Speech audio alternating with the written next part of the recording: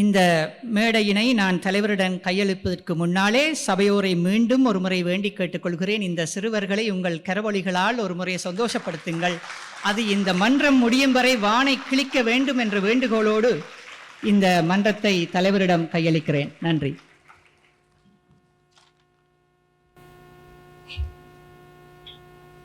செம்பொருளும் சொற்பருக்கும் தெளிந்த ஞானம் தேடுகின்ற இலக்கியமும் செறிந்ததாகும். நம் பெரிய தமிழ் மொழிக்கு பெருமை நாட்டி நானிலத்தின் கவிஞர்களுக்குள் முதல்வன் என்று அம்புவியில் பல மொழிகள் படித்து ஆராய்ந்த அறிஞர்கள் பெரும்பாலோர் ஆமோதிக்கும் கம்பனுடைய திருநாளில் கலந்தோர்க்கெல்லாம் கைகூப்பி வரவேற்போம். குருநாதர் ஐயா கம்பபாரதியுடைய திருவடிகளை பணிகிறேன். தமக்கையார் சுமதி அவர்களுக்கு வணக்கங்கள். முதல் அரங்கில் மங்கள விளக்கேற்றியும் கடவுள் வாழ்த்து இசைத்தும் தங்களுடைய இனிய வாழ்த்துரைகளையும் வழங்கியிருக்கின்ற பெரியவர்கள் அத்துணை பேரையும் வழங்குகிறேன். சபையில் நிலைத்திருக்கின்ற சான்றோர்கள் சகோதரர்களை வழங்குகிறேன். பேச இருக்கின்ற இளைய நண்பர்களை வணங்கி பணிகிறேன்.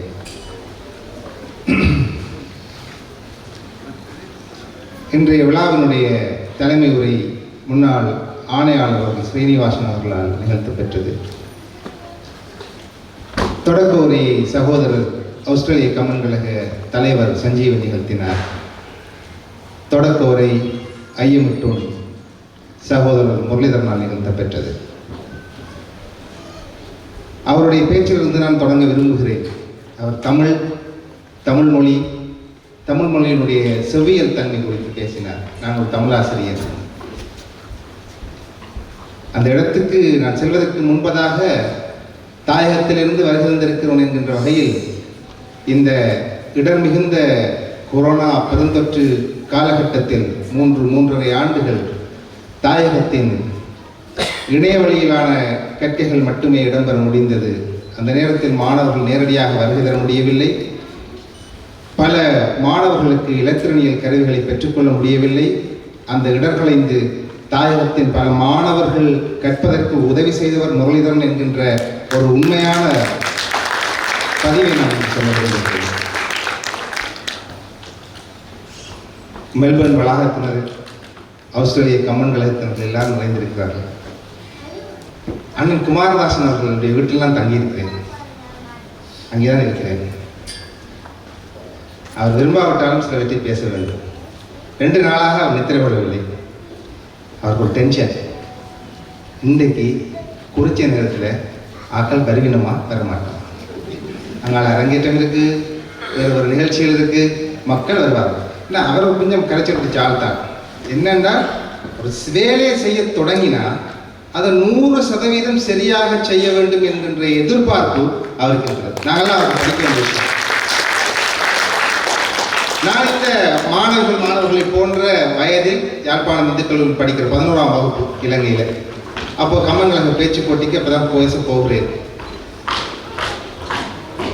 அதை 32 வருஷமாக கம்மன் கழகத்தோடு தொடர்ந்து பண்ணி அப்போ நான் பேச போகிற நேரத்திலே அந்த நால்வர் பெருமக்கள் ஐயா ஜெயராஜ் ஐயா அவரை போய் எல்லாருக்கும் தெரியும். அண்ணன் குமாரதாஸ், ரத்னகுமார் அண்ணன், திருநந்தகுமார் அண்ணன். இப்போ தான் கொஞ்சம் வயசு போன மாதிரி இருந்தாலும் அப்போ ஒரு நல்ல வடிவான இளந்தாரி ஆம்பளையர். அப்போ தான் அவர்கள் ஜியான் அண்ணன் சொல்லி தான் பழக்கம், மன்னிக்க வேண்டும் சபை. ஜியான் பேசி புகழ்பெற்று மேலே வருகிறார். அவங்களுக்கெல்லாம் அவரை தான் தெரியும். சபை எல்லாருக்குமே அப்போ தெரியும். என்னுடைய வீட்டில் என் அம்மா அப்பா எல்லாருக்கும் தெரியும். ஆனால் அவர் இப்படி மேலே உயரம் தொடுவதற்கு பின்னால் சில பேர் முண்டு கொடுத்து தங்களை தியாகிகளாக்கி கொண்டு இருந்தார்கள் என்பதை நான் கம்பன் கழகத்துக்குள் போனதற்கு பின்புதான் அறிந்து கொண்டேன். அப்படியான ஒரு தியாகி அண்ணன் குமாரதாஸ். அந்த தான் உயர்தர வகுப்பில் படிக்கிற காலத்திலிருந்தே தான் பேச போய் தனக்கு புகழ் இல்லை. தன் நண்பன் ஜெயராஜ் யாழ்ப்பாணம் முழுக்க பேச வேண்டும் என்பதற்காக பழைய ரலி சைக்கிள் இவரை ஏற்றி கொண்டு போன சாதாரண விஷயம் இல்லை. இவரை ஏற்றி கொண்டு யாழ்ப்பாணம் முழுவதும் திரிந்த ஒருவர். எனக்கு ஆச்சரியம் என்னென்றால், பொதுவாகவே நாங்கள் ஒரு விஷயத்தை எடுத்துக்கொள்வோம், ஒரு 5-6 வருடங்களில் ஒரு எல்லை கடந்தவுடன் சோர்ந்து கைவிட்டு விடுவோம். கிட்டத்தட்ட தன்னுடைய வாழ்க்கையில் 45-46 ஆண்டுகளை கம்பனை சுமந்து தான் வாழ கிடைத்திருக்கின்ற மெல்பேர்ன் நகரத்திலும் புதிய தலைமுறை அதை பின்பற்ற வேண்டும் என்பதற்காக இங்கு காவி வந்து இந்த விழா காணுகின்ற அண்ணன் குமாரதாஸ் உள்ளிட்ட அத்தனை பேருக்கும் என்னுடைய பணிவான நன்றிகள் தெரிவித்தார்கள்.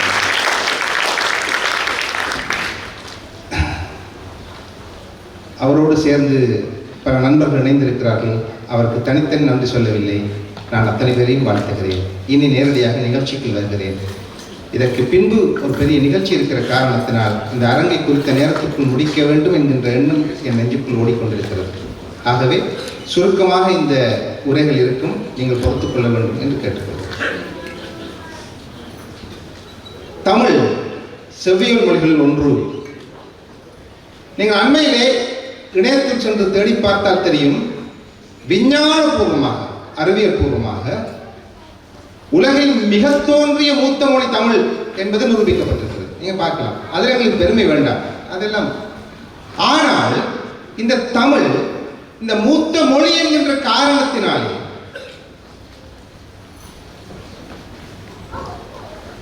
இந்த பிரபஞ்சத்தில் உலகத்தில் பல சிந்தனைகளை தோற்றுவிப்பதற்கு காரணமாக இருந்தது. அதுதான் முக்கியமானது. அப்படி இந்த உலகத்திற்கு தமிழ் அல்லது தமிழ் குடும்பம், தமிழ் இனம் கொடுத்த மிக முக்கியமான ஒரு சிந்தனை என்ன என்று சொன்னால் குடும்பம் என்கின்ற அமைப்பு. அது எப்படி சொன்னால் உங்களுக்கு விளங்கும் என்றால், காலனி ஆட்சி காலத்தில் மேலத்தேசத்திலிருந்து அடிமைப்படுத்துவதற்காக வந்த மிஷனரிமார்கள், அவர்களை தொடர்ந்து வந்த பிரிட்டிஷ் அரசாங்கம் போன்றவர்கள், அவர்களுடைய பதிவில் இது பதிவாக இருக்கிறது. இங்கே வந்து திருப்பி அங்கே கடிதம் எழுதுகின்ற பொழுது தாங்கள் இங்கு வந்திருக்கின்ற நாடுகள் எப்படி இருக்கின்றன என்று அவர்கள் பதிவு செய்கிறார்கள். பதிவு செய்கிற பொழுது பல ஆச்சரியமான பதிவுகளை செய்கிறார்கள். அவற்றை நான் விட்டு விடுகிறேன். திருக்குறள் போன்ற உன்னதமான நூல் இங்கே இருக்கிறது, தங்களிடம் இருப்பதுதான் உயர்வான நூல் என்று கருதி வந்தவர்கள் அதைவிட மேம்பட்ட செம்மையான நூல் இங்கே இருக்கிறது என்கிறார்கள். ஒரு மாபெரும் எழுத்தாளர், ரஷ்ய எழுத்தாளர், அவருக்கு மகாத்மா காந்தியடிகள் கடிதம் எழுதுகிறார். எப்படி நீங்கள் இந்த பாத்திரங்களை படிக்கிறீர்கள்? லியோ டால்ஸ்டாய், எப்படி இந்த பாத்திரங்களை படிக்கிறீர்கள்? உங்களுடைய பாத்திரங்கள் தான் எனக்கு முன்னுதாரணமாக இருக்கின்றன, ஆச்சரியமாக இருக்கிறது உங்களுடைய மேதமை என்று எழுதுகிறார். டால்ஸ்டாய் பதில் எழுதுகிறார் மகாத்மா காந்தியடிகளுக்கு, மிஸ்டர் காந்தி, நீங்கள் என்னுடைய கட்டித்தனம் என்று நினைத்துக் கொண்டிருக்கிறீர்கள். உண்மை அதுவென்று. எனக்கு இந்த சிந்தனைகளை தந்தது உங்கள் தேசத்தில் இருக்கிற ஒரு புத்தகம், அதற்கு திருக்குறள் என்று பெயர் என்று டால்ஸ்டாய் எழுதுகிறார்.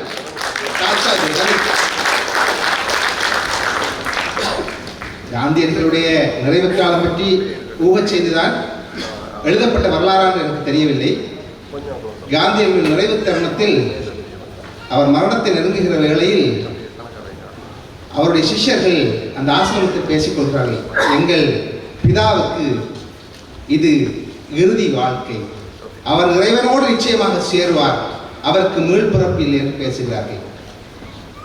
காந்தி சொன்னதாக தமிழகத்து பத்திரிகையில் இதழில் வந்ததை நான் வாசித்திருக்கிறேன். தமிழகத்தில் இருந்த பொழுது காந்தி அவர்களை அழைத்து, நான் இன்னும் ஒரு பிறப்பெடுக்க விரும்புகிறேன் என்று கேட்டார்.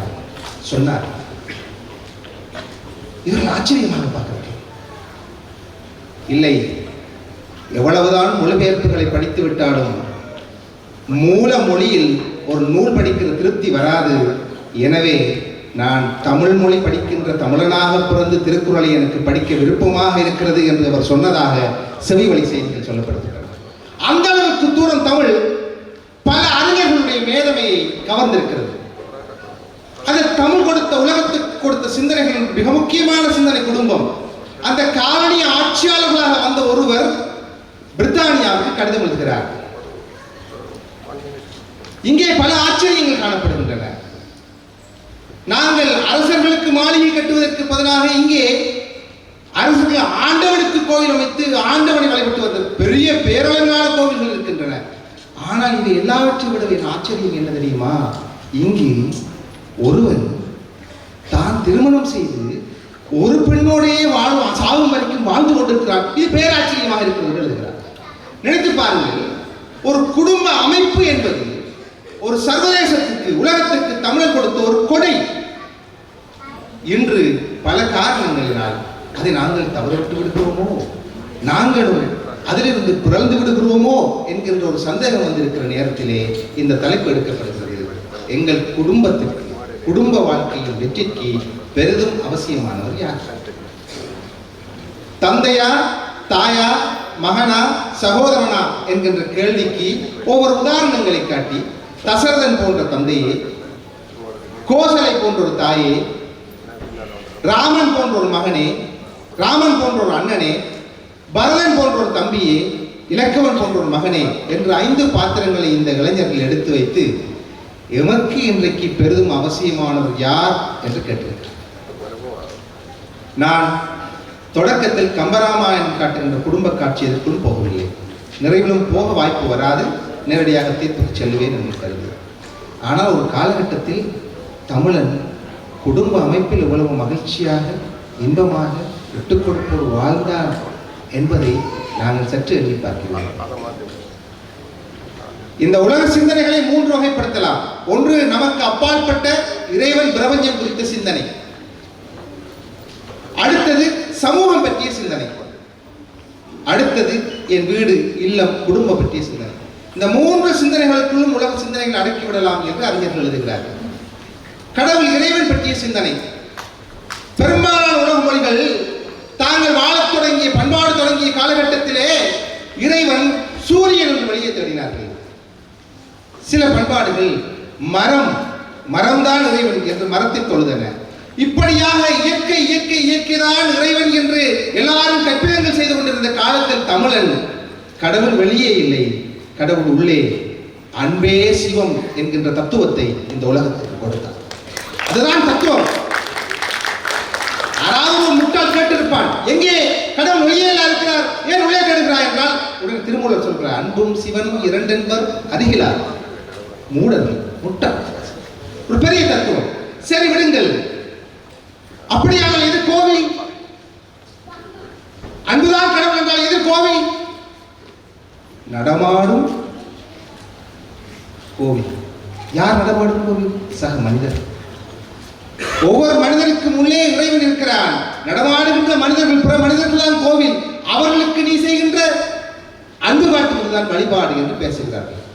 3வது, அந்த கடவுள் அன்பை குடும்பத்தில் கொண்டு வந்து வைத்து, வெளியே கடவுள், முதல் கடவுள் உன் அப்பா அம்மா, அன்னையும் பிதாவும் முன்னறி தெய்வம் என்று வீட்டுக்குள்ளேயே கடவுளையும் அன்பையும் காட்டி வைத்து, இந்த குடும்பத்தை பிணைப்பதற்காக தமிழன் கண்டுபிடித்த ஒரு பசை, கம், ஒட்டுவதற்காக கண்டுபிடித்ததுதான் அன்பு எனப்படுகின்ற ஒரு. நீங்க நினைத்து பாருங்கள், குடும்பத்தை சேர்ப்பதற்கு பணம் என்கின்ற ஒன்றை முன்மொழிந்திருந்தால் குடும்பங்கள் சேர்ந்திருக்க முடியுமா? குடும்பத்தை சேர்வதற்கு கல்வி என்கின்ற ஒன்றை முன்மொழிந்திருந்தால் குடும்பம் சேர்ந்திருக்குமா? குடும்பத்தை சேர்வதற்காக, குடும்பங்கள் இணைந்திருப்பதற்காக தமிழர்கள் முன்மொழிந்த ஒரு மிகப்பெரிய விடயம்தான் அன்பு எனப்படுகின்ற ஒரு விடயம். அது தமிழ் குடும்பங்களில் அப்படி இருந்தது. ஒரு கவிஞர் பாடுகிறான், கணவன் காலையில் இருந்து வேலைக்கு போக வேண்டும். அவள் மதிய உணவு சமைக்கிறாள் அவனுக்கு கொடுத்து விடுவதற்காக. புகை வண்டியில் தான் அவன் போயாக வேண்டும். தனியே கார் வசதிகள் இல்லை. புகை வண்டி 3 ஸ்டேஷனுக்கு முன்னால் வருகின்ற பொழுது அதனுடைய சத்தம் கேட்கும். இவன் வீட்டிலிருந்து புறப்பட வேண்டும். இன்று ஏதோ அவளுக்கு காலதாமதமாகிவிட்டது. நினைத்து பாருங்கள், காலதாமதமாகிவிட்டது. சமையல் முடியவில்லை. இவன் கேட்கிறான், நான் ரெடியாகிறேன், சாப்பாடு ரெடியாகவில்லை, கொஞ்சம் பொருங்களப்பா இருங்கள். எனக்கு வேண்டாம், நான் இன்றைக்கு மட்டும் கேண்டீனை பார்த்துக் கொள்கிறேன் என்று அவள் புறப்படுகிறாள். போறான், நடந்து போறான், ஸ்டேஷனுக்கு நடந்து போறான். இவள் அவசரமாக சமைத்து, சாப்பாடு இல்லாமல் புருஷனை, கணவனை அனுப்ப விருப்பம் இல்லாமல் அவசரமாக சமைத்து, அதை வாழையிலையில் கட்டி மடித்து கயிறால் கட்டி தான் பின்னால் கொண்டு ஓடுகிறான். தன்னுடைய உடை தான் அலங்கோலமாக எதுவும் சமைத்து அப்படியே அவள் போறாள். அதை அவன் பாதி வழியில் வாங்கிக் கொள்கிறான், பைக்குள் வைத்துக் கொள்கிறான். புகை வண்டியில் இடம் கிடைக்கவில்லை, நின்று கொண்டு போகிறான். கையால் பையை அணைக்கிறான். அந்த கையில் சாதத்தினுடைய சூடு படுகிறது. ஊது குழல் சத்தம் கேட்டு அவசரப்பட்டு ஓடி வருகையிலே பாதி வழிவந்து தாமரை கைதந்த பச்சை அமுதமப்பா. அப்படியே பார்க்கிறான், சோறு சுடுகிறது. அவன் நினைத்து பார்க்கிறான் மனைவியினுடைய பேரன்பை. அந்த சோற்றிலிருந்து கரையிறது வாசம் தாங்க முடியவில்லை. எப்படி இருக்கிறது என்று பையை திறந்து பார்க்கிறான். கட்டிய அவசரத்தில் சில சாதங்கள் வெளியே சிதறண்டு இருக்கின்றன. ஒரு சாதத்தை எடுத்து சுவைத்து பார்ப்போம், வாயில வச்சு பார்க்க. உப்பா இருக்கு, உப்பு கூடி போச்சு. நாம் என்ன செய்வது? நீங்க எப்படி பெரியாக்கள் என்ன தெரியாது, நான்டா தூம் இதுக்குத்தானே அதை விசாரிக்க சொன்னா நான் கண்டில சாப்பிடுறேன். எதுக்கு தேவையில்லாம அவசரப்பட்டு தான் கஷ்டப்பட்டு இதுக்கு ஓடி இந்த ரோட்டில் ஒரு சீன் போட்டு சாப்பாடை தந்து இந்த உப்பு சாப்பாடு தரணும். அவன் அப்படி நினைக்கல. அவன் நினைக்கிறான் அந்த ட்ரெயின்ல கவிஞன் எங்களுக்கு ஆசிரியர் என்னுடைய குருநாதருக்கு அவர் நல்ல தொடர்பு மட்டும் பண்டிதருக்கான சச்சிதானந்தன் சாகும் போது தமிழ் படித்து சாக வேண்டும், என் சாம்பலுமே தமிழ் மறந்து வேக வேண்டும் என்று எழுதிய கவிஞருடைய பாடல் சொல்றார். கொட்டும் உப்பினில் கசக்கிறது என்றாலும் உள் சென்று கூட இனிக்குது. வெளியில கசப்பா இருக்கு, ஆனால் சாப்பாடு உள்ளே போகிற போது கூடுதலாக இனிக்கிறது என்கிறார். எவ்வளவு பெரிய பொய்! ஆனால் மனைவியை விட்டுக் கொடுக்காமல் அதற்கு அவன் அடுத்ததாக சொல்கிற காரணம் இருக்கிறதே, பெருங்காரணம். ஏன் இன்றைக்கு உப்பு கூடுதலாக இருந்திருக்க வேண்டும் என்று நினைக்கிறார். விட்டு பிரிகையில் சொட்டு கண்ணீர் பெற்ற விண்ணின் அமுதமையா, நான் அவளை விட்டு போகிறேன் என்கின்ற நேரத்திலே இவனை 12 மணித்தியாலமாக காண மாட்டேன் என்கின்ற ஏக்கத்தில் அவள் கண்ணில் இருந்து கண்ணீர் துளிகள் விழுந்து விட்டன. கண்ணீரினுடைய உப்பு இன்றைக்கு கூடுதலாக சேர்ந்து விட்டது. அந்த உப்பு தான் உப்பு கரிக்கிறது என்று தன்னுடைய மனைவியுடைய தவறுக்கு ஒரு கணவன் காரணம் கற்பித்துக் கொண்டு ஏற்றுக்கொள்கிறானே, இந்த அன்பை நாங்கள் தொலைத்து விட்டோம். நான் வெளிநாட்டுக்கு வந்து 2 வருஷமாவது ஒருக்கா ஊருக்கு வரலாம்னு இருக்கிறேன்டா. இப்ப வந்து என்ன அவசரம், இன்னும் ஒரு 4 வருஷம் எடுத்துட்டு வாங்குவோம்னு சொல்றேன். அன்பு ஒரு பக்கம் வச்சுக்கோங்க, அது ஒரு பக்கம். காலம் ஒழுங்கு 7-8 மணிக்கு வேலைக்கு போய் பின்னர் 4 மணிக்கு அடுத்த ட்ரெயின்ல வருவான்.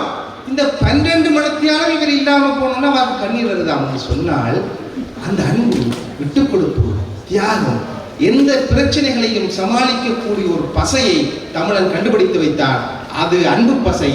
அந்த பசையோடு ஒட்டப்படுகின்ற குடும்பத்துக்கு இன்றைக்கு அதிகமாக தேவைப்படுவது தசரதன் போன்ற ஒரு தந்தையா, கோசலை போன்ற ஒரு தாயா, ராமன் போன்ற ஒரு அண்ணனா, பரதன் போன்ற ஒரு தம்பியா, இலக்குவன் போன்ற ஒரு மகனா என்கின்ற கேள்வியில் முதலில் தசரதன் போன்ற ஒரு தந்தையை என்று பேசுவதற்காக சகோதரி பாவண்ணா மது அவர்கள் வர இருக்கிறார்கள். அவர்களை அன்பு பாராட்டி மேடைக்கு அழைக்கிறார். பெருமக்களே, சகோதரியின் பேச்சுக்கு முன்னதாக கம்மன் கழகம் புகலிடத்தில் தன் பணிகளை ஆரம்பித்ததற்கு நோக்கம் 2. எவ்வளவுதான் நாங்கள் தமிழ் பண்பாடு பேசினாலும் எங்கள் குழந்தைகளுடைய நாவில் தமிழ் மறபட்டு போய்விடக்கூடாது என்கின்ற காரணத்தினால் அவர்களுக்கு சரியான தமிழ் ஆளுமைகளை, ஐயா என் குருநாதர் போன்று, அக்கா சுமதி போன்ற பெரிய ஆளுமைகளை காட்டி அவர்களை வளர்க்க பண்ணுவது என்பது 1. 2வது, அவர்களையே பேச விட்டு பயிற்சி கொடுப்பது என்பது 2வது. எனவே இது இந்த 2வது பணியை நிறைவேற்றுகின்ற அரங்கம். அவர்களுடைய வெற்றி உங்கள் கைகளில் இருக்கிறது என்பதை நீங்கள் ஞாபகம் வைத்துக் கொள்ள வேண்டும்.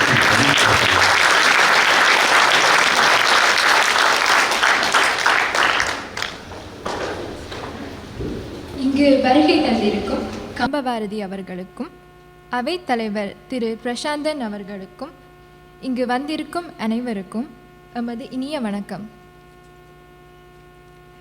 தந்தை என்பது ஒரு உருவகம். தந்தை என்னும் உருவகம் எமது மரபில் வரும் குருதி தொடர்ச்சி மட்டுமல்ல, அது ஒரு மரபின் தொடர்ச்சி. மரபின் கண்ணியை தொடர்ந்து வரும் சந்ததிக்கு கடத்துபவர்தான் தந்தை. புலம்பெயர் சமுதாயத்தில் வாழும் எமக்கு தந்தை என்பவர் மிகவும் அவசியம். எமது பாரம்பரியத்தை, குடும்ப மரபை நாங்கள் பின்பற்றும் அறத்தை எமக்கு சொல்லிக் கொடுப்பவர், வாழ்ந்து காட்டுபவர்தான் தந்தை.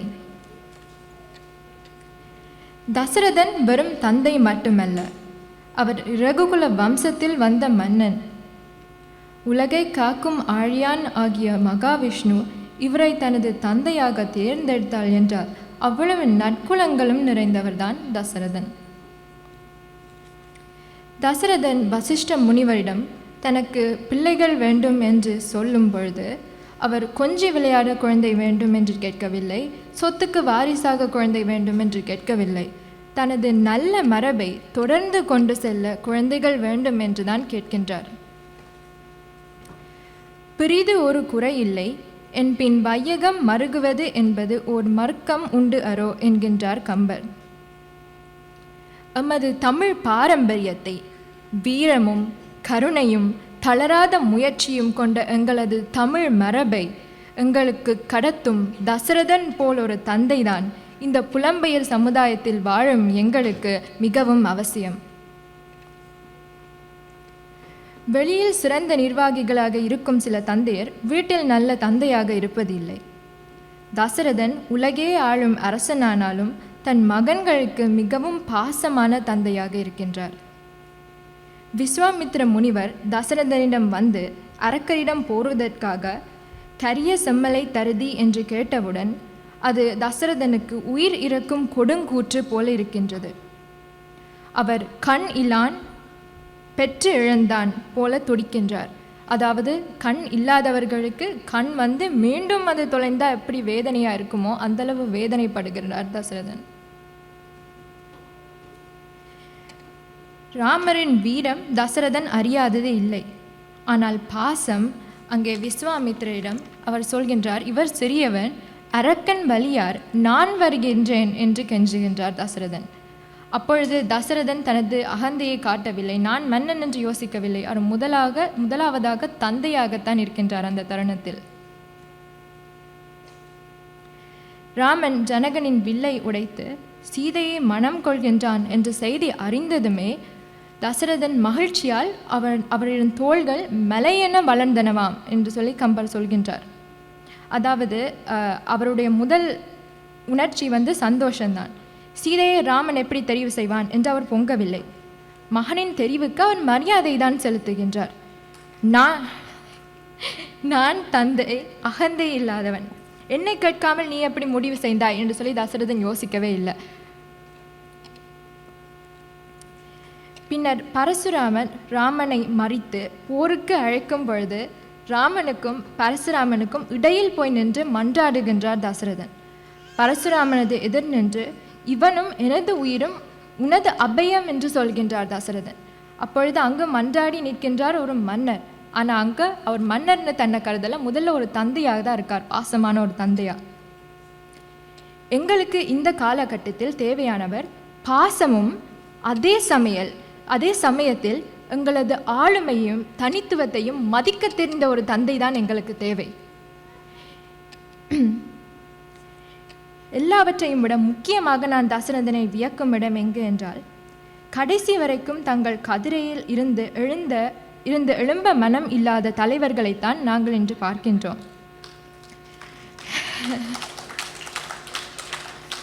தசரதன் சரியான நேரத்தில் ராமனை அரசனாக்கும் முடிவை எடுக்கின்றார். நேரம் வரும்போது விலகி அடுத்த தலைமுறைக்கு வழிவிடும் தசரதன் போல ஒரு தந்தை தான் எங்கள் சமுதாயத்துக்கு இன்று தேவை. இலக்குவன் வந்து ரொம்ப நல்ல ஒரு தம்பி தான்.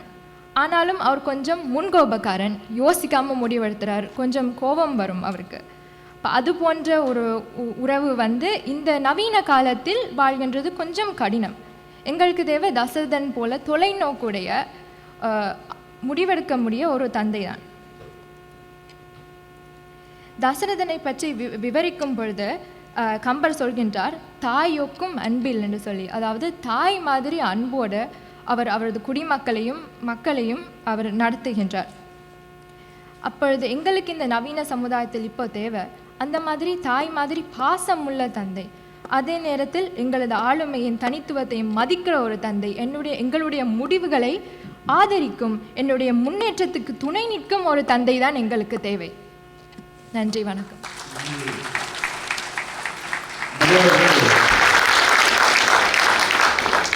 சகோதரனுடைய அப்பா இந்த சபையில் வந்திருக்கிறாரா தெரியவில்லை. இந்த கம்மன் விழாவை பயன்படுத்தி அவருக்கு சில செய்திகள் சொல்லப்பட்டிருக்கின்றன. எங்களுடைய ஆளுமையையும் தனித்துவத்தையும் மதிக்கின்ற ஒரு பாசக்கார அப்பா வேண்டும் என்று சொல்லப்பட்டிருக்கிறது. குடும்ப எல்லையை கடந்து தமிழ் இனத்துக்கு அரசியல்வாதிகள், மூத்த அரசியல்வாதிகள், அது எங்களுக்கு நன்றாக பொருந்தும். நான் இப்போ தேர்தலை எதிர்கொள்ள இருக்கிறோம்.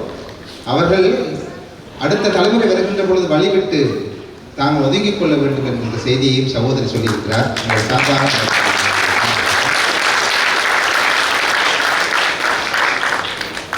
தசரதன் போன்ற ஒரு தந்தை அவசியமில்லை பெரிதும், கோசலை போன்ற ஒரு தாய். இந்த சின்ன வயசுலேயே எங்களுக்கு இந்த அப்பா அம்மா மூட்டி ஒரு பழக்கம் இருக்கு. உனக்கு அப்பா பிடிக்குமோ அம்மா பிடிக்குமோ ரெண்டு எந்த வீட்டில் போனாலும் பிள்ளையை பார்த்து கேட்குற மாதிரி எங்களுக்கு இந்த அப்பாவை காட்டிலும் மிக அவசியமானது இன்றைக்கு குடும்பத்துக்கு கோசலை போன்ற ஒரு தாயை என்று பேசுவதற்காக சகோதரர் லக்ஷிகா அவர்கள் வருகிறார்கள். அவர்களை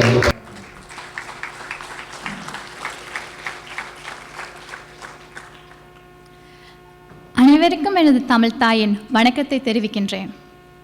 சபையோர்களே, இந்த பரபரப்பான சமுதாய சுழற்சியுடன் பயணித்துக் கொண்டிருக்கும் இந்த காலகட்டத்தில் எமக்கு ஏன் கோசலை போன்ற ஒரு தாய் தேவை என்பதே எனது தலைப்பு.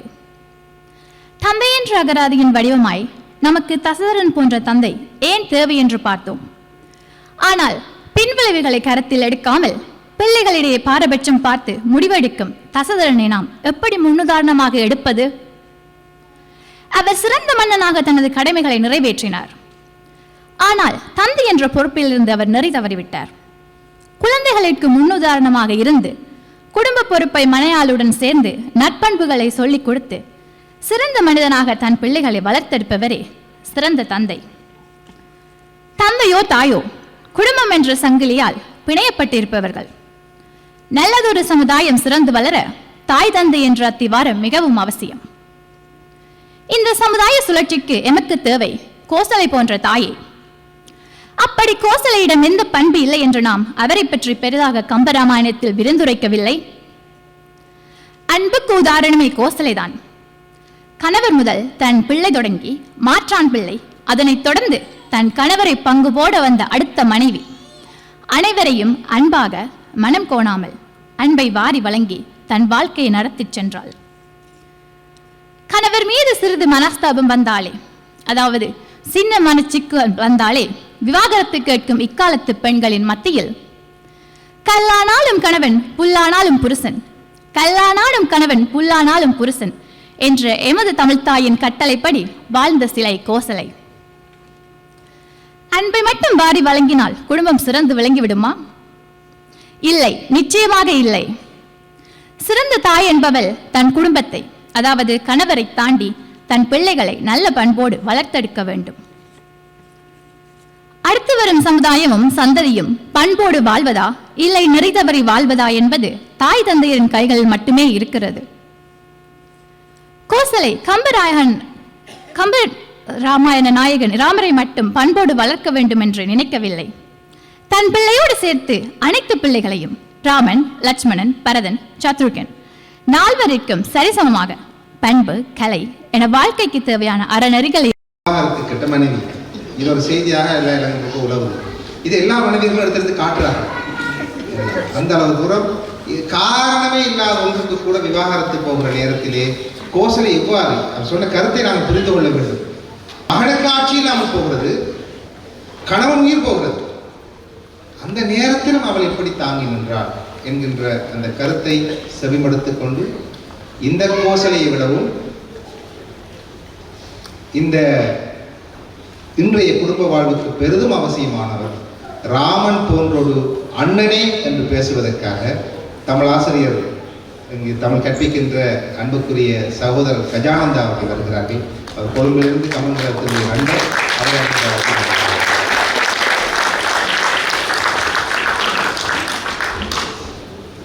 எல்லாம் வல்ல இறைவனை என் மனக்கண்களால் தியானித்துக் கொண்டு கம்மையை ரசிக்கவும் ராமனை தரிசிக்கவும் என்று மூல காரணமாக இருந்து அறநோக்கிய என் வாழ்க்கைக்கு இன்றும் வழிகாட்டியாக திகழ்ந்து கொடுக்கின்ற நான் குருநாதராக போட்டு பணிகின்ற கம்பவாரதி ஐயா ஜெயராஜ் அவர்களுடைய பாதம் பணிந்து நடுவர் உள்ளிட்ட சக பேச்சாளர்களுக்கும் பெரியோர்கள் உள்ளிட்ட அவையினரையும் வணங்கி மகிழ்கின்றேன். இன்று எங்கள் குடும்பத்திற்கு அவசியமானவர் யார் என்பது கேள்வி. எனக்கு முன் பேசிய சகோதரி லக்ஷிகா கண்ணன் அவர்கள் தன்னுடைய மகனாகிய ராமனுக்கு ராட்சியம் இல்லாத போது கூட அது பரதனுக்கு ஆகிவிட்ட நிலையிலும் மும்மையின் நிறைகுணத்தன் நின்னிலும் நன்னலால் என்று சொல்லி அவனது ஆட்சியை நாட்டிற்கு நலன் என்று வழிமொழிந்த அந்த தாய்மையினுடைய சிறப்பை இங்கு நிறுவி சென்றார். என்னுடைய ஐயம் அல்லது கேள்வி என்னவென்றால், பெரியோர்களே, அப்படிப்பட்ட ஒரு தாயே எந்த குற்றமும் இல்லாத அந்த பரதனை பார்த்து சந்தேகிக்கக்கூடிய ஒரு சூழ்நிலை வருகின்றது. தனது அண்ணனாகிய ராமனுடைய ராஜ்யம் பறிபோன நிலையில் அதை கேள்வியுற்ற மாத்திரத்தில் துயரப்பட்டு துன்பப்பட்டு கையேயிடம் சென்று அவளை திட்டிவிட்டு அந்த ராமனுடைய தாயாகிய கோசலையிடம் சென்று நான் மன்னிப்பு கேட்டால் தான் என் மனம் மாறும் என்று சொல்லி அந்த கோசலையிடம் மன்னிப்பு கேட்க வந்து அவனுடைய உரையாடல் தொடங்குகின்றது. அந்த இடத்திலே கோசலை கையகர் கோமகள் இழைத்த கைதவம் ஐயா நீ அறிந்தலை போலுமால், பரதனே, உன்னுடைய தாய் கையேகனுடைய வஞ்சனையால் ராமனுக்கென்று இருந்த ஆட்சி பறிக்கப்பட்டு அது உனக்காகிவிட்ட அந்த சூழ்ச்சி உனக்கு தெரியாதாப்பா என்று சொல்லி ஒரு கேள்வி கேட்பாள். பெரியோர்களே, இதே ஒரு சோதனை களம் பின்பு ராமனுக்கு ஏற்படுகின்றது. நாடு கடந்து வனவாசம் சென்று சித்திரகூடத்திலே லக்ஷ்மணோடு ராமன் தங்கி இருக்கக்கூடிய அந்த நிலையில் தனது அண்ணனை எப்படியாவது மீட்டு வருவேன் என்று சொல்லி பரதன் தன் படையுடன் அங்கு செல்கின்றான். அவனை தூரத்திலே கண்ட மாத்திரத்திலேயே கோபம் கொண்ட லக்குவன் நம்மை நாட்டை விட்டு துரத்தி விட்டது மட்டுமல்ல இங்கும் போருக்கு வந்து விட்டானா என்று கோபம் கொண்டு அவன் போருக்கே துடிகின்ற அந்த சூழ்நிலையில் ராமனானவன் சற்றும் அவனது சந்தேகப்படாது, மனம் கலங்காது, தம்பி என்ன பேசுகிறாய்? நம் தம்பியா நமக்கு குற்றம் அளிப்பான்? என் தம்பியா நமது பரதனையா பார்த்து நீ சந்தேகப்பட்டா என்று சொல்லி கேட்டு அவனுடைய பரதனுடைய சிறப்பை சொல்லி அவனை சமாதானப்படுத்துகின்றான். எனவே இந்த ரெண்டு சூழ்நிலைகளையும் சந்தர்ப்பங்களையும் நீங்கள் சமன் நோக்கி சீர்தூக்கி பார்க்கும் போது கோசலை என்கின்ற தாயை விட ராமன் என்கின்ற அண்ணன் குன்றிலிட்ட தீபம் போல ஒளிவிட்டு சுடர்விட்டு நிமிர்வதை நாங்கள் காண்கின்றோம். இனி நான் என்னுடைய வாதத்திற்கு வருகின்றேன். இன்று எங்கள் குடும்பத்திற்கு பெரிதும் அவசியமானவர் யார் என்று இன்றைய சுழலும் சோற்பொரின் மரபுக்கிணங்க கோசலை என்ற தாயை விட ராமன் போன்ற அண்ணனை என்று நான் பேச வேண்டும். பெரியோர்களே, ஒன்றின் தேவை அல்லது அவசியம் என்பது காலக்கூளாறினால் ஏற்பட்டிருக்கக்கூடிய ஒரு பிரச்சனையை நிவர்த்தி செய்வதை அடிப்படையாக கொண்டது. உதாரணமாக, கொரோனா என்கின்ற தொற்று நோய் நம்மை பாதிக்கும் வரை அதற்குரிய மாற்று மருந்து தடுப்பூசி கண்டுபிடிக்க வேண்டும் என்கிற தேவை எழவில்லை. அந்த அடிப்படையில் பார்த்தால் இன்றைய சுழலின் சொற்பொரின் நோக்கம் என்ன? குடும்பத்தில் அங்கும் வகிக்கக்கூடிய சில பாத்திரங்களை கதாபாத்திரங்களாக ஆக்கி இன்று எங்கள் குடும்பத்திற்கு அவசியமானவர் யார் என்று ஆராய துணிந்திருக்கின்றோம் என்றால், இன்று எங்கள் குடும்பத்திலே பல பிரச்சனைகள் இருக்கின்றன. அந்த பிரச்சனைகளுக்கு மூல காரணமாக இருப்பது எது? அந்த மூல காரணியாக இருக்கக்கூடியதை நிவர்த்தி செய்வதற்கு யாருடைய பங்களிப்பு மிகவும் அவசியம் என்று ஆராய்வதே இன்றைய சுழலும் சொற்பொரின் நோக்கமாக இருக்க வேண்டும். அந்த வகையில் பார்த்தால் கோசலை என்கின்ற தாயை விட ராமன் என்ற அண்ணனே இன்று எங்கள் குடும்பத்திற்கு மிகவும் அவசியமானவர் என்பது கருத்து. இதற்கு காரணம் என்னவென்றால், கோசலை தாயினுடைய அறப்பிறழ்வினாலே குடும்பங்கள் சிறந்ததாக வரலாறு கிடையாது. ஆனால் சகோதரர்களுக்கிடையிலான பிரச்சனை, இன்னும் குறிப்பாக சொல்ல போனால் அண்ணன் தம்பிகளுக்கு இடையிலான ஒற்றுமை இனம், பங்கு பிரச்சனை, பாக பிரிவினைகளாலேயே இன்று பெரிதும் பிரச்சனைகள் இருப்பதை நாங்கள் காணலாம். அதுக்கு சில சாட்சியாக இங்கு பல வழக்கறிஞர்கள் இருப்பீர்கள்.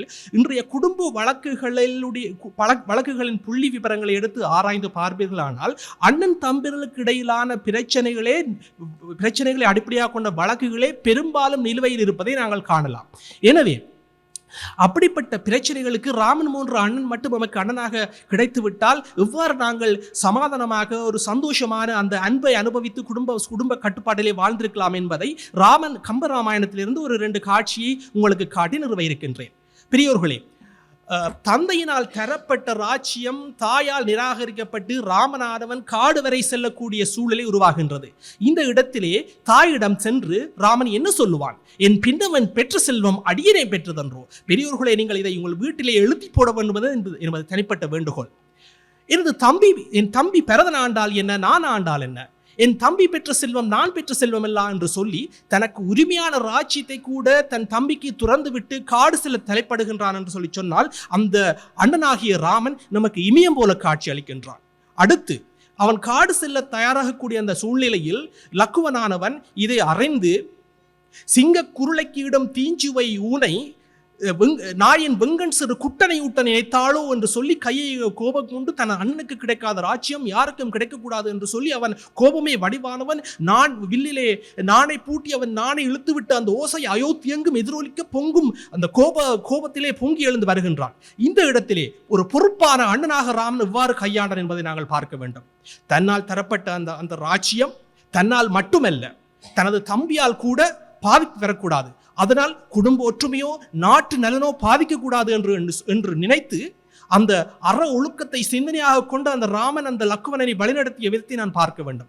பெரியோர்களே, அண்ணன் தம்பியர்களாக சேர்ந்து ஜனநாயகமே திரண்டு வந்தாலும் நமது ஆட்சியையும் பதவியையும் தக்க வைத்துக் கொள்வதுதான் நமது குறிக்கோளாக இருக்க வேண்டும் என்று சொல்லி அண்ணன் தம்பியர்களாக சேர்ந்து நாட்டை சிதைக்கின்ற இன்றைய அந்த சூழ்நிலையில் ஒரு அண்ணனாவன் பொறுப்பானவனாக இருந்து அந்த லக்குவனுடைய கோபத்தை படிப்படியாக குறைத்து அவனை ஆட்கொண்டு காடு சில தலைப்பார் என்று சொல்லி சொன்னால் அவன் நமக்கு பெருவிருட்சமாக காட்சியளிக்கின்றான். இது மட்டுமல்ல பெரியோர்களே, தன் சொந்த தம்பியர்கள் மட்டுமல்ல, அவன் வனவாசம் செல்ல நேரும் போது பல தேசங்களை கடந்து செல்ல வேண்டிய காலகட்டாயங்கள் ஏற்படுகின்றது. அப்போதெல்லாம் தன்னை நோக்கி அன்பாலே சேவகம் செய்ய வந்தவர்களை கூட தனது தம்பியாக ஏற்று குகனோடும் ஐவரானோம் முன்பு, பின் குன்று சூழ்வார் மகனோடும் அறுவரானோம், எம்முளை காதல் வந்த எம்முளை அன்பில் வந்த அகன்னமர் காதலிய நின்னொடும் எழுவரானோம், புகழரும் காணந்து புதல்வரால் புலிந்தான் நுந்தை என்று சொல்லி அந்த வேடுவனான குகன், வானரகுல தலைவனாகிய சுக்ரீவன், ஒரு அரக்கனாகிய விபூஷணனை கூட தன் தம்பியர்களாக ஏற்றுக்கொண்டது மட்டுமல்ல, அதை தன் தந்தையின் புதல்வர்களாகவே ஆக்கிவிட்டு அந்த பெருந்தன்மை ராமனாகிய என்ற அண்ணனிடத்திலேயே காண முடியும். அந்த ராமனாகிய அண்ணன் மட்டும் நமக்கு அண்ணனாக வாய்த்து விட்டால் அந்த காந்தியே கனவு கண்ட ராம ராஜ்யம் நமக்கு கைவரப்பெறும் என்று கூறி உலக சகோதரத்துவத்தை நிறுவ நினைத்த கம்பர் கூட ராவணன் என்கின்ற அண்ணன் பாத்திரத்தையே அச்சாணியாக கையில் எடுத்தான் என்றதை நான் அறுதியும் உறுதியுமாக கூறி, இன்று எங்கள் குடும்பத்திற்கு கோசலை என்கின்ற தாயை விட ராமன் என்கின்ற அண்ணனே மிகவும் அவசியமானவர் என்று கூறி வாய்ப்பளித்த அனைவருக்கும் நன்றி கூறி விடைபெறுகிறேன். வணக்கம். நன்றி.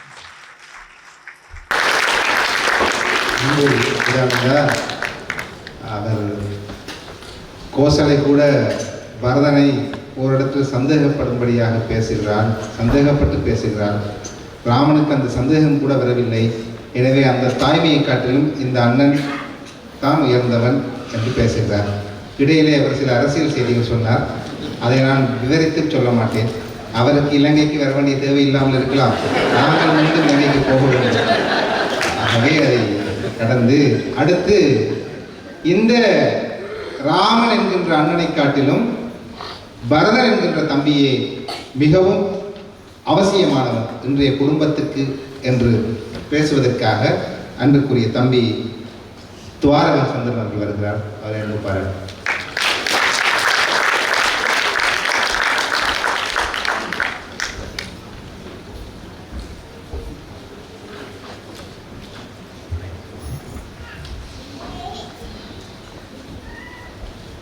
மதிப்புக்குரிய நடுவர் அவர்களுக்கும் கம்பபாரதி ஐயா அவர்களுக்கும் இங்கு கூடியிருக்கும் எல்லோருக்கும் எனது பணிவான வணக்கம்.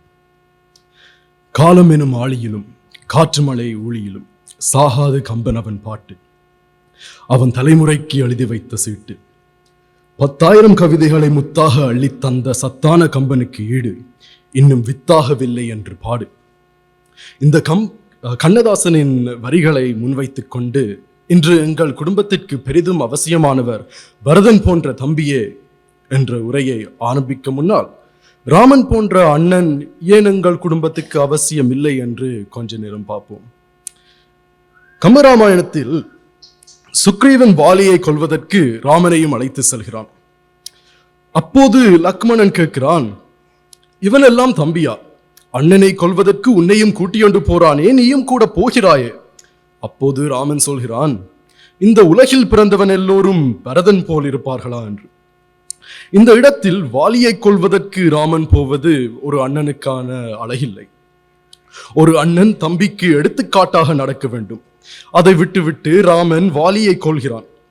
ராமனின் அம்பு வாலியின் நெஞ்சில் பாய்ந்ததும் வாலி ராமனை பார்த்து கேட்கிறான், வாய்பையும் மரபையும் காத்து மண்ணுயிர் துறந்த வள்ளல் மகிந்தனே, நீ பரதன் முன் தோன்றினாயே.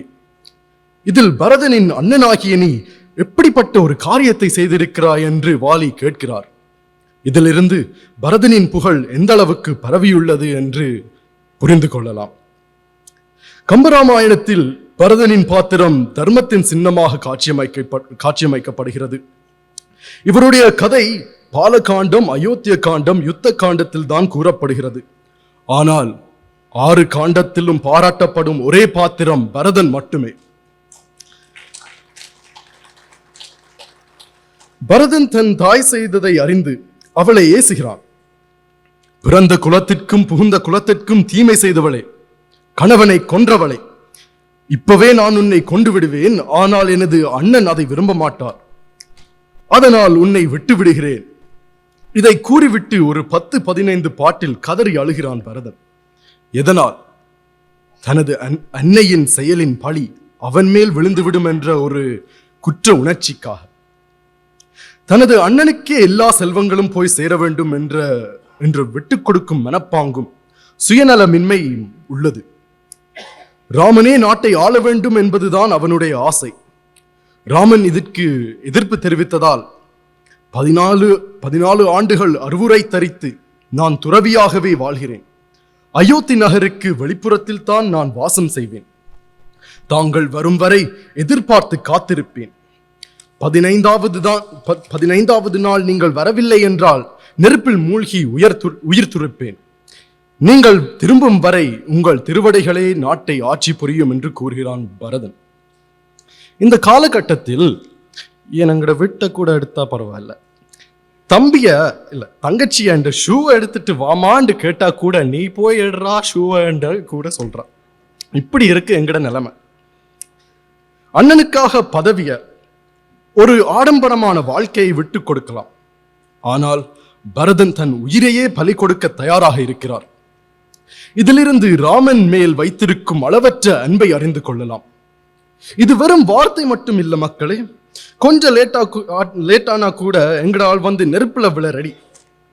அப்படியே தன்னைத்தான நெருப்பில் வீச 3 தாய்மார்களும் அவரை பிடிக்கிறார்கள்.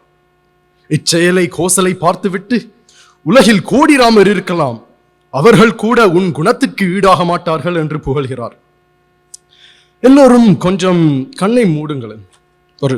ஒரு நிமிஷம், அரை நிமிஷத்துக்கு கண்ணை மூடிக்கொண்டு உங்களுடைய கஷ்ட காலத்திலும் சந்தோஷ காலத்திலும் இருந்த குடும்பத்தினரை நினையுங்கள். இப்போது அவர்கள் இல்லை என்றால் உங்களுக்கு எப்படி இருக்கும்? அவர்கள் இருக்கும்போதுதான் அந்த கஷ்டத்தின் சுமையும் தெரியாது, சந்தோஷத்தின் அருமைதான் தெரியும். அதை போல் தசரத மன்னன் இறந்த பொழுதில் பரதன் தன் அண்ணனுடன் இருக்க வேண்டும் என்று ஏங்கினான். எந்தையும் யாவும் யாயும் எம்பிரானும் எம்மையும் அந்தமில் பெருங்குணது ராமநாதலால் வந்தனை அவன் கிளல் வைத்து போதலால் சிந்தை அவன் குருந்திய தீர்க்கலாகாது. இந்த இடத்தில் அவனுக்கு தாய், தகப்பன், ஆசான், கடவுள் எல்லாமே ராமன் தான். இப்படிப்பட்ட ஒரு சகோதர பாசம் என்பதை மேலும் அறிந்து கொள்ளலாம் இந்த தருணத்தில். இதிலிருந்து பரதன் தன் அண்ணன் மேல் வைத்திருக்கும் அளவற்ற பாசம், அடுத்தவன் பொருள் மேல் சிறிதும் ஆசைப்படாத பெருங்குணம், அடுத்தவன் நல்லா இருக்க வேண்டும் என்ற இந்த எல்லைக்கும் போக தயாராக இருக்கும் அந்த தியாகம், தவறு செய்தது தன் தாய் என்றாலும் தவறுதான் என்று சொல்லி தன் தாயையே தண்டித்த குணங்கள் போன்றவற்றை தெரிந்து கொள்ளலாம்.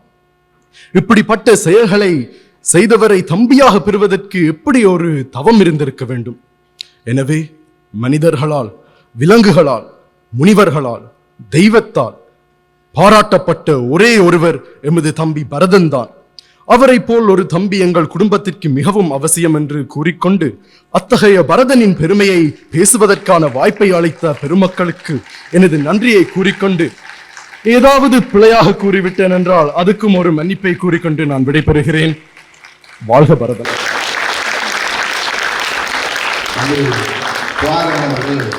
பரதன் போல் தம்பியே என்று உரையாற்றி அமர்ந்திருக்கிறார். வாலி, சுக்ரீவன் என்கின்ற சகோதரர்களுடைய முரண்பாட்டுக்குள் புகுந்து அண்ணனை கொன்று ராமனை எப்படி ஒரு நல்ல அண்ணனாக ஏற்றுக்கொள்ளலாம் என்பதை அவர் முன்வைத்திருக்கிற கேள்வி. இப்பொழுது அவருக்கு பதில் சொல்வதற்காக யாரிடம் இவர் சப்பாத்தி எடுத்துத்தான் என்று கேட்கிறாரோ, யார் அதை மறுக்கிறாரோ அந்த சகோதரி வந்து தன் சகோதரர் பேசிய பரதன் போன்ற ஒரு தம்பி அவசியமில்லை, பெரிதும் இலக்குவன் போன்ற ஒரு மகனே எங்கள் குடும்பத்துக்கு இன்றைக்கு அவசியமானவர் என்று பேச வருகிறார். அன்பு பாராட்டி அபிதாரணை அவர்கள் கிடைக்கிறது.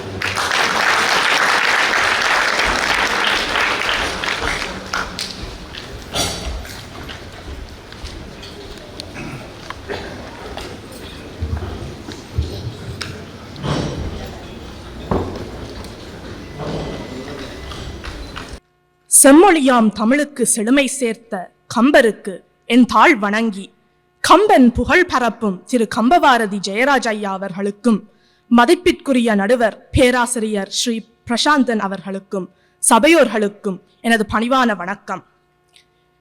இன்று நமது குடும்பத்திற்கு மிகவும் அவசியமானவர் இலக்குவன் போன்ற மகனே என்று எனது வாதத்தை முன்வைக்க வந்திருக்கின்றேன். பரதன் கோடி ராமர்களுக்கு சமமானவராக இருக்கலாம். அவர் ஒரு சிறந்த மனிதநேய பண்புகள் கொண்ட ஒருவராகவும் இருக்கலாம். ஆனால் அண்ணன் ராமனின் ஆணைக்கு கட்டுப்பட்ட ஒரு நல்ல தம்பியாக இருந்தாரா? அண்ணனது ஆணைக்கு கட்டுப்பட்டு நடக்கும் தம்பியாக பரதன் அங்கு இருக்கவில்லை. அறத்திற்கு எதிராக நடக்கக்கூடாது என்பதற்காக மட்டுமே ராமனது பாதுகைகளை எடுத்துச் சென்று பரதன் ஆட்சி புரிந்தான். ஆனால் தந்தை ஸ்தானத்தில் உள்ள அண்ணன் ராமனின் கட்டளை பரதனால் அங்கு மீறப்பட்டது. ஆனால் தாயை சிறந்த கோவிலும் இல்லை என்பதை மதித்து தனது தாயின் சொல்லை வேத வாக்காக கொண்டு 14 வருடங்களுக்கு ராமனுடன் வனவாசம் சென்றான். இலக்குவன் எப்படிப்பட்ட மகன் என்று பார்ப்போம். தம்பி என்னும் படியன்று அடியாரின் ஏவல் செய்தி மன்னும் நகர்க்கே இவன் வந்தடின் வா, அது அன்றேல் முன்னம் முடி என்றார் சுமித்திரை. அப்படி சொல்லும் போது அவள் மார்பு பால் சுரந்தது என்று கூறப்பட்டுள்ளது. தாயின் வாக்கை வேத வாக்காக கொண்டு ராமனுக்கு ஒரு சேவகனாக சென்றான் இலக்குவன். தாயின் சொல்லிற்கு கட்டுப்பட்டு இச்சூழ்நிலையிலும் ராமனுக்கும் சீதைக்கும் ஒரு காவலனாகவும் ஒரு வேலைக்காரனாகவும் பணிபுரிந்தான். இலக்குவனும் ராமன் போல், பரதன் போல், சத்ருக்கன் போல் ஒரு ராஜகுமார வாழ்க்கை வாழ்ந்தவன் தான். ஆனால் தனது தாயின் சொல்லிற்காக இலை கொடிகளால் மெழுகிய பர்ணசாலையை ராமனும் சீதையும் வாழ்வதற்காக அமைத்துக் கொடுத்தான். 14 வருடங்களுக்கு கண் துஞ்சாமல் இருக்க வரம் பெற்றான். ஒரு காவல் தெய்வமாக தனது கடமைக்கு ஏற்றபடி நடந்தான். தனது அண்ணன் உயிருக்கு முன்னால் தனது உயிர் தூசுக்கு சமன் என்று நம்பினான். ஏன்? அவனது தாயின் சொல்லிற்காக. இன்றைய காலத்தில் அம்மா தண்ணி எடுத்துட்டு வா என்று கேட்டாலே பிள்ளை கேட்டதும் கேட்காதது போல் இருக்கும். அது மட்டுமல்ல நடுவர் அவர்களே, தனது தாய் சொன்ன வார்த்தையை ஒருபோதும் மறந்து விடாமல் அவன் வந்த வேளையில் முழு கவனத்துடன் இருந்தான். அண்ணனுக்காக இதையெல்லாம் செய்ய வேண்டுமா என்ற எண்ணம் இலக்குவனுக்கு ஒருபோதும் வந்ததில்லை. பிராமகனுக்காக பெற்ற பிள்ளை என்னையே சாக சொல்கிறாயே என்ற கேள்வியும் இலக்குவனுக்கு வரவில்லை. தனது தாயின் கட்டளைக்கு கட்டுப்பட்டு தனது வேலையில் கண்ணும் கருத்துமாக இருந்தான். ராமனாவது தனது மனைவியுடன் வனவாசம் சென்றான். ஆனால் பாவம் இலக்குவன் 14 வருடங்களுக்கு மனைவியை விட்டு பிரிந்தான். இங்கிருக்கும் யாராவது இப்படி ஒரு பெரிய தியாகத்தை செய்வீர்களா? தனது கடமை உணர்ச்சிக்கு முதலிடம் கொடுத்து தனது சுய ஆசைகளை தனது தாயின் விருப்பத்திற்காக விட்டுக் கொடுத்தான் இலக்குவன். ஆனால் இன்றைய நவீனமயமாக்கப்பட்ட காலகட்டத்தில் அனைவரும் தமக்காக மட்டுமே யோசிக்கின்ற இந்த சுயநலமான காலகட்டத்தில் பெற்றோர்களின் சொல்கேட்டு நடக்கும் பிள்ளைகளை பார்ப்பதே ஒரு அரிய விடயமாக இருக்கின்றது.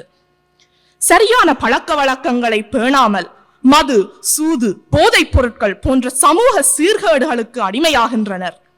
இப்பொருட்களுக்கு அடிமையாகி தமது பெற்றோர்களையே பணம் கேட்டு மிரட்டும் பிள்ளைகளை பற்றி நாங்கள் கேள்விப்பட்டிருக்கின்றோம்.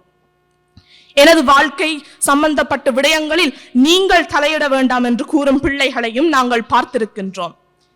அது மட்டுமல்ல, பெற்றோர்கள் முதுமை பருவத்தை அடைந்த பின்பு பிள்ளைகள் முதியோர் இல்லங்களிலும் அநாதை ஆசிரமங்களிலும் சேர்க்கின்றார்கள். வெளியில் சொல்ல முடியாத வலியையும் வேதனையையும் பிள்ளைகள் கொடுக்கின்றார்கள். எம்மை 10 மாதம் சுமந்து பெற்ற தாயையும் எமக்காக பல தியாகங்களை செய்த எங்களுடைய தந்தையையும் நாம் இலக்குவன் போல் மதித்து அவர்களது சொல்லுக்கு கட்டுப்பட்டு நடந்தால் குடும்ப கட்டமைப்புகள் சிதையாமல் இருக்கும். பெற்றோர்களை சந்தோஷமாகவும் நிம்மதியாகவும் வைத்திருக்கும் பிள்ளைகள் கடவுளுக்கு சமம் என்பதை முற்றிலும் நம்புகின்றேன். எனவே இன்றைய குடும்பங்களுக்கு மிகவும் அவசியமானவர் இலக்குவன் போன்ற ஒரு மகனே என்பதில் எந்த ஒரு சந்தேகமும் இல்லை என்பதை ஆணித்தனமாக கூறிக்கொண்டு வாய்ப்புக்கு நன்றி சொல்லி விடைபெறுகிறேன். நன்றி, வணக்கம்.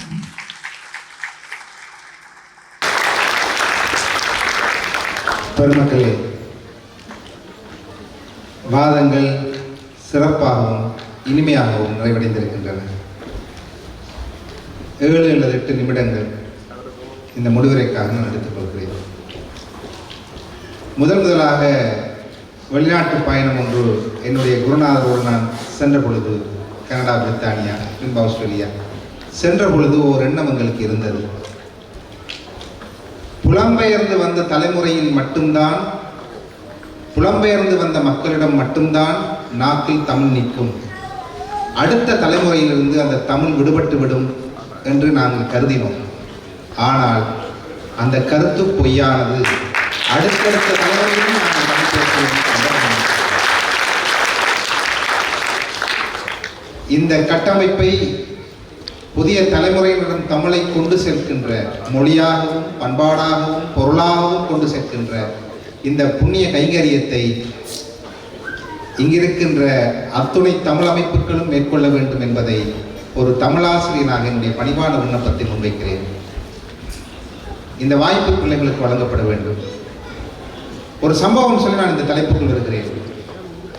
ஆறுமுக நாவலரை போன ஆண்டு அவருக்கு 200வது ஆண்டு தொண்டை மண்டலம், இன்றைய சென்னை பகுதி, தொண்டை மண்டல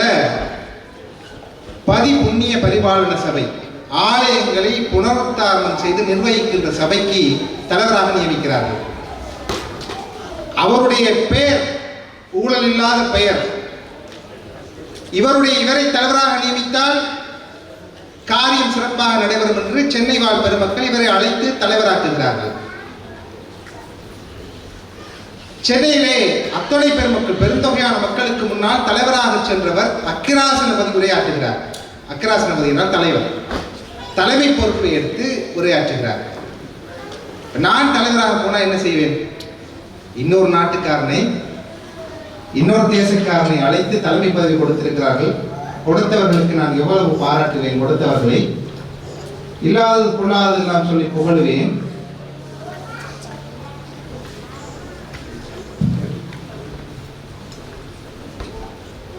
நாவலர்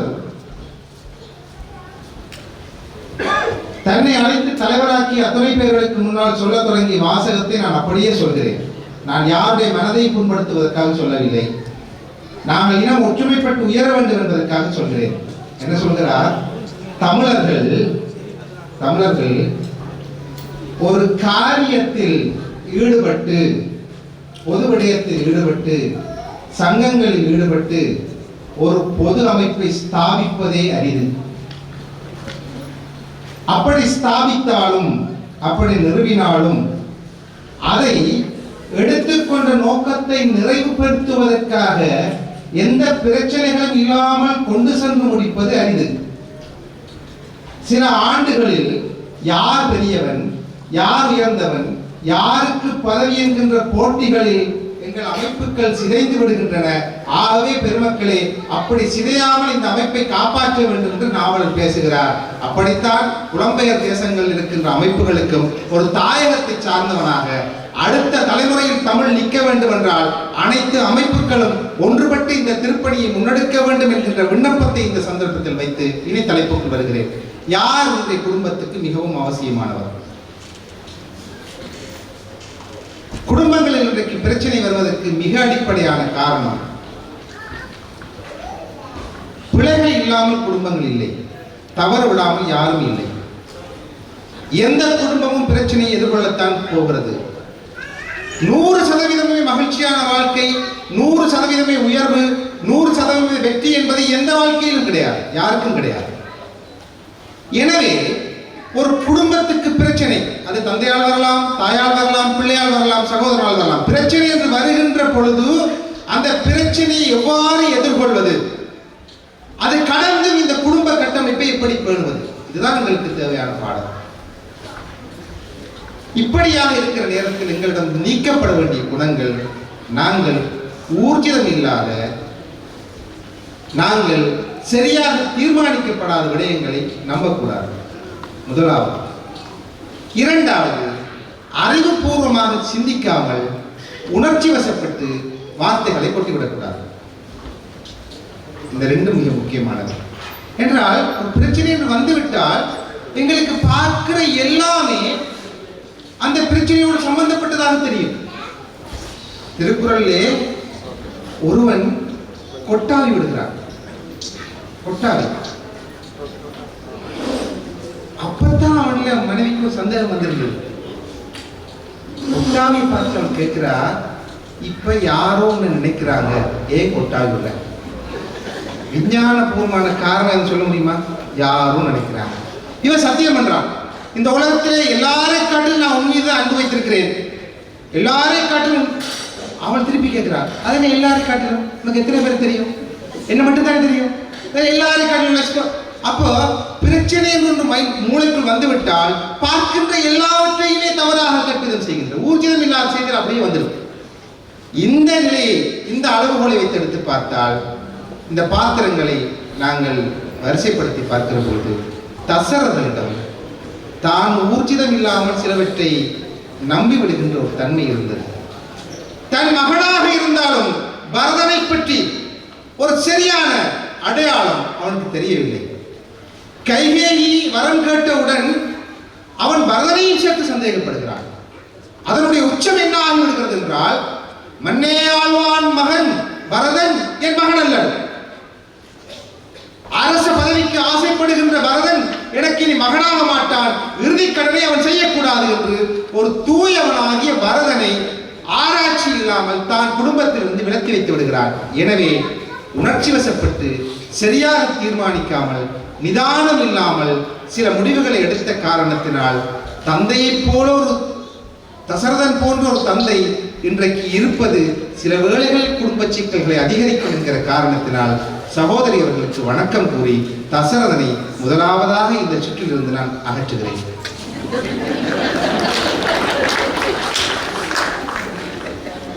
அடுத்தது கோசலை, பரதன், ராமன், பரதன், இலக்குவன், இப்படி பேர் இருக்கிறார்கள். அந்த ஒரு விஷயத்தை நீங்கள் கவனித்திருப்பீர்கள். இந்த பிள்ளைகளுடைய பேச்சு தமிழ் பேசுகிறார்கள் என்பதற்கு மட்டும் நீங்கள் பாராட்டு இருக்க வேண்டாம். அவன் பேசிய விடயங்களில் ஒரு தர்க்க ஒழுங்கு இருந்தது. ஒருவரை ஒருவர் மறுக்கிற பொழுது ஒரு காரணம் காட்டி மறுக்கிறார்.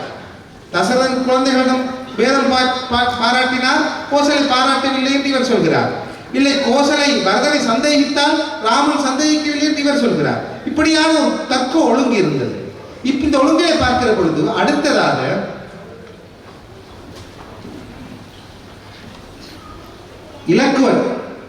இலக்குவனை நாங்கள் பார்த்தால், இலக்குவனிடமும் அதே பிரச்சனை. ஒன்றை தீர ஆலோசிக்காமல் பிரச்சனை வந்தால் உடனடியாக முடிவெடுத்து விடுகிற தன்மை இருந்தது. அப்படியே பரதனுக்கு நாடு போகிறது என்று தெரிகிறது. பரதன் இப்பொழுது படையோடு வருகிறான் என்று தெரிகிறது. ராமனை திருப்பி அழைத்து சென்றது. பாருங்கள் எப்படி முரண்பாடு. அவன் தூய நோக்கத்தோடு வருகிறான். உணர்ச்சி வசப்பட்டிருக்கிற இலக்குவனுக்கு அதை அடையாளம் காண தெரியவில்லை. அவன் எதிர்மாறாக நினைக்கிறான். அண்ணாவை கொல்லத்தான் வருகிறான் என்று நினைக்கிறான். அவன் சொல்கிறான் ராமனுக்கு முன்னால், ஒரு மகள் மீது கொண்ட காதலால், கையை மீது கொண்ட காதலால் இந்த தேசத்தை ஒருவன் உலகத்திற்கு நோய் செய்து தந்து விட்டான். தசரதனை பார்த்து, அப்பாவை பார்த்து பேசுகிற பேச்சு, உலகத்துக்கு அவன் நோய் போல இருக்கிறான் என்று பேசுகிறான். அப்படிப்பட்ட ராஜ்யத்தை ஏற்பதற்காக இங்கு பரதன் வந்திருக்கிறானே, இவனை நான் நரகத்துக்கு அனுப்புவேன் என்று பேசுகிறார். என்ன ஆராயாத வார்த்தை! எப்படிப்பட்ட தூயவனாக பரதன் வருகிறார். சிலவரை நாங்களும் குடும்பத்தில் அப்படி இருக்கிறோம். ஒரு நல்ல விஷயத்துக்காக ஏற்கனவே சண்டை பிடிக்கிற குடும்பத்தில் சந்து செய்து 2 பேரை சேர்த்து வைக்கிறதுக்காக ஒருத்தர் வருவான். நாங்கள் வாராண்டா ஊதி வைக்கிறதுக்காக வரன்னு சொல்லிடுவோம். இந்த பிள்ளையான புரிதல்கள். எனவே தூயவனாக வந்த பரதனை ஆராயாமல் தவறாக முடிவெடுத்து தசரதனையும் சேர்த்து வஞ்சனை வார்த்தைகளால் வைர இலக்கோன் அவர்களுக்கும் வணக்கம் கூறி இந்த சபையில் இந்த சுற்றிலிருந்து விடை கொடுத்து நாங்கள் அனுப்பலாம். நிறைவாக 3 பேர். பரதன் நல்லவன் தான், சந்தேகமே இல்லை. ஆனால் உணர்ச்சி வசப்பட்டதுக்கு பிறகு வாயால என்ன பேசுறது என்று உனக்கு தெரியும். பெருமக்களே, மனசுக்குள்ள என்ன இருக்கலாம், எவ்வளவு பிரச்சனையை நாங்கள் வச்சிருக்கலாம். ஆனால் நான் வள்ளுவரே சொல்றார், ஆறாது நாவினால் சுட்டவடு. வார்த்தைகளை வெளியே விட்டுவிட்டோமாக இருந்தால் அவற்றை மீளப்பெற முடியாது. அவற்றால் நொந்தவனும் நொந்ததுதான். தன்னை பெற்ற தாய்க்கு முன்னாலே நீர் தாயீர் அழீர், ஒரு பேய் எனக்கு முன்னால் வந்து நிற்கிறார் என்று அவன் பேசுகின்ற வார்த்தைகள் அறிவுபூர்வமான வார்த்தைகளாகப்படவில்லை. தாய் குற்றம் செய்திருந்தாலும் கூட ஒரு மகன் பேசுவது போன்ற வார்த்தைகள் பரதனிடத்திலிருந்து வரவில்லை என்கிற காரணத்தினால் அடுத்து இந்த சபை இன்றைய குடும்பத்துக்கு பெரிதும் பொருத்தமானவன் பரதன் போன்ற ஒரு தம்பியே அல்ல என்று நினைக்கிறார். கடைசியாக 2 பேர், அம்மா மகன். கோசலை போன்ற ஒரு தாய், ராமன் போன்ற ஒரு மகன். பிரச்சனை வந்துவிட்டது. 2 பேருக்கும் ஒரே பிரச்சனை. கோசலை எதிர்பார்க்கிறாள் என் மகன் ஆட்சி பீடம் வருவாள், ராமன் எதிர்பார்க்கிறான் நான் ஆட்சி பீடம் வருவேன். ஒரு ராத்திரி முடிவுமாறு. இப்படித்தான் பிரச்சனைகள் வரும். எதிர்பார்த்து திட்டம் போட்டு நான் வருகிறேன் என்று சொல்லிவிட்டு பிரச்சனை வராது. எதிர்பாராத நேரத்தில் வந்து நிற்கும். ஒரு வீட்டில் நல்ல காரியம் ஆயத்தப்படுத்திக் கொண்டிருக்க வரும். நாளை திருமணம் என்று இருக்கிற பொழுது இன்றைக்கு திருமணம் நிற்கும். இப்படியாக பிரச்சனை எப்படி எந்த ரூபத்தில் வரும் என்று தெரியாது. பிரச்சனை வந்துவிட்டது. நாளைக்கு முடிசூடுவதற்கு ஆயத்தப்படுத்துகிற வேளையிலே முடி இல்லை என்கிற செய்தி சொல்லப்படுகிறது ராமனுக்கு. இப்பொழுது ராமனுடைய நினைப்பு தனக்கு முடி போனது அல்ல, இந்த சிதைய போகின்ற குடும்பத்தை எப்படி காப்பாற்றுவது. அவன் நினைக்கிறான், இதை குழப்பக்கூடியவர்கள் 2-3 பேர். இலக்கவன் குழப்பம் எனக்கு தெரியும். சீதையும் சிலவரை புதுக்காக வந்த மனைவி, அவருடைய மனம் தெரியாது. சில வேளை அவன் மீதாவது வைத்து விடலாம், வார்த்தைகளை விட்டு விடலாம் என்று எதிர்பார்க்கிறான். அடுத்தது கையேசி பரதனுக்காக நாடு கேட்டது போல என் அம்மா எனக்காக ஏதாவது பேசிவிட்டால் என்ன ஆகிவிடும் என்று அவன் இந்த 3 பேரையும் சமாதானப்படுத்த வேண்டும் என்று நினைக்கிறான். நீங்க ஓர்டர் பார்த்தா தெரியும். கோசலை, சீதை, இலக்கவன் 3 பேரிடம் தான் ராமன் போகிறான். முதல் கோசலையிடம் போகிறான். கோசலை எதிர்பார்த்து கொண்டிருக்கிறாள். ஒரு மாப்பிள்ளை போல ராமன் வருவான். அப்படியே அரசமுடி சூடுவதற்கேற்ற பட்ட ஆடைகளை அணிந்து வந்து இறங்குவான் என்று பார்த்தால் அவன் குளிக்கவே இல்லை. குஞ்சி மஞ்சன புனித நீரால் நனைந்துள்ளது. அவனுக்கு அபிஷேகம் நடக்கவில்லை. புனைந்திரன் மௌனி, மணிமுடி தலையில் இல்லை. ராமனுடைய சிந்தனை முகத்தை பார்த்து கோசலை நிற்கிறாள். அவருடைய கேள்வியில் இருந்து இடையூறு ஏதாவது இருக்கிறதா, ஏதாவது பிரச்சனை இருக்காடா என்று கேட்கிறார். நினைத்து அந்த காட்சியை நினைத்து பாருங்க. அம்மா அவளுக்கு மகனை பார்க்க மன்னனாக கூடிய கோலத்தில் வரவில்லை, ஏதோ சிந்தனை வசப்பட்டு வருகிறார். என்ன பிரச்சனைன்னு கேட்கிறார். இப்ப இந்த அம்மா இந்த குடும்பத்தை சிதைத்து விடாதபடிக்கு அம்மாவுக்கு பிரச்சனை சொல்லணும். ராமன் பேசுறார், அம்மா பட்டாபிஷேகத்துக்கு எந்த இடையூறும் இல்லை, பட்டாபிஷேகம் நடக்கும். ஆனா என்னன்னா உன்னுடைய மகன் என்ற தம்பி என்னை விட நல்லவனாகிய பரதன் ஆட்சிப்பிடம் வருகிறார். நினைத்து பாருங்கள், ஒரு தாயாக இந்த வார்த்தையை யாராவது தாங்க முடியுமா? அவள் தாங்கினாள். அவள் என்ன நினைக்கிறாள் தெரியுமா? அரச பதவிக்கு ஆசைப்படவில்லை. அரச பதவி ஏற்கிறேன் என்று இருந்த ராமன் அரச பதவி இல்லை என்று விட்டால் குழம்பி விடுவானோ என்று இந்த மகனை நான் தேற்றி இந்த குடும்பத்தை காப்பாற்ற வேண்டும் என்று உடனடியாக அந்த கோசலை பேசுகிறாள். என்ன பரதனுக்கு ஆட்சியா? நல்லதா போச்சு. அவன் நிறைகுணத்தன், நீங்களும் நல்லறாள். ராமா பெற்ற மகனை பார்த்து ஒரு தாய் பேசக்கூடிய பேச்சா? பரதனுக்கு ஆட்சி போகிறதா? மிகுந்த மகிழ்ச்சி, அவன் உன்னை விட நல்லவன். அப்படியே ராமனுக்கு கம்பன் பேசுகிறான், தலைக்கின்ற உயிர் என்று எழுதுகிறான். அப்படியே தளிர்த்து கொண்டு வருகிறது உயிர். அந்த ராமனை பார்த்து திருப்பி கோசலை சொல்கிறார், ராமா இந்த நேரத்தில் உன் தந்தை அரசன் ஏவுவது எதுவோ அதை செய்வதுதான் அரண். ஏவுவது எதுவோ அதை செய்தல் அரண் என்று சொல்கிறார். அப்போ போட்டி நடக்கிறது. யார் இவன் விட்டுக் கொடுக்காமல் குடும்பத்தை காப்பாற்றுவதற்காக அம்மாவை தேற்ற நினைக்கிறான், அந்த தாய் இவனை தேற்ற நினைக்கிறான் என்றால் இரண்டு பேருமே ஒரு குடும்ப சிதைவுக்கு காரணமாகாமல் சிதைவுக்கு பின்பு பிரச்சனைக்கு பின்பு குடும்பத்தை மீள கட்டியெழுப்புவதற்காக பாடுபடுகிறார்கள். பெருமக்களே, உங்களை வணங்கி கேட்டுக்கொள்கிறேன். தமிழர்களுடைய மிகச் சிறந்த அமைப்பே குடும்ப அமைப்பு. அதை முதலில் அடுத்த தலைமுறைக்கு புரிய வைக்கும், புரிந்து கொள்ள வேண்டும். பிரச்சனைகள் 1000 வரும், குடும்பங்கள் சிதையாமல் யாராவது ஒருவர் விட்டு கொடுத்து இந்த அதனுடைய சொன்னால் நேரமாக அடுத்த நிகழ்ச்சிக்கு அந்த எங்களுடைய குடும்ப அமைப்பினுடைய பலத்தை நீங்கள் பேணிக் கொள்ள வேண்டும். அதற்கு கோசலையும் ராமனும் 2 பேரும் உதாரணமாக இருக்கிறார். இந்த 2 பேருக்கும்